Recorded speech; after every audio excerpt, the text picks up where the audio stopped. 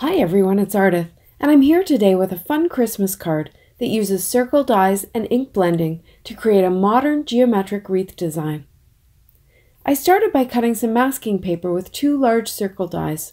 You want them to be quite different in size so that there's lots of space for ink blending on the wreath portion. I stuck the masking paper down on a white card panel and grabbed a tiny circle die to create several negative masks for the berries. I used some red ink and sponge daubers to apply it, spacing the berries around the wreath randomly but pretty evenly.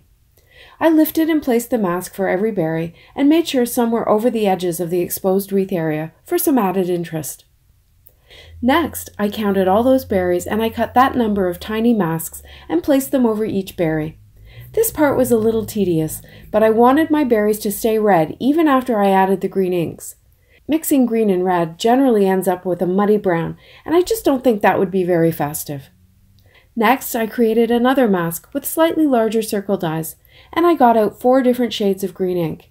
Some were more yellow and some were more blue. I knew that these different shades would add some dimension and interest to this wreath. I followed the same process as I did with the berries, but of course it went much faster because the circles were larger. Again, I had some going off both the inside and outside edges of the wreath, and as I worked my way through the various shades of green, I made sure to try to space them evenly around the wreath.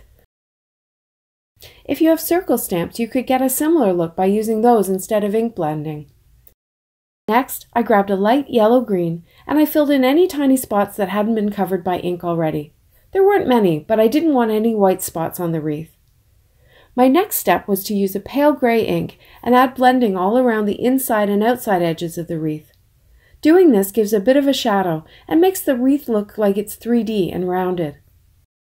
Finally, the best part of masking, taking them all off. I love to see the crisp, clean lines when I remove the masks. Again, the berries were a little fiddly, but they all came off cleanly and easily. To finish the card, I stamped a sentiment in red ink, and then I cut another circle out of the center of the wreath and made a shaker with some tiny gold sequins. I adhered a few of the sequins to the wreath itself. I hope you enjoyed this video. You could use other simple shapes with this technique. A triangle Christmas tree, a square present. I hope you'll give it a try and share with us here at Splitcoaststampers. Thanks so much for watching. Have a great day.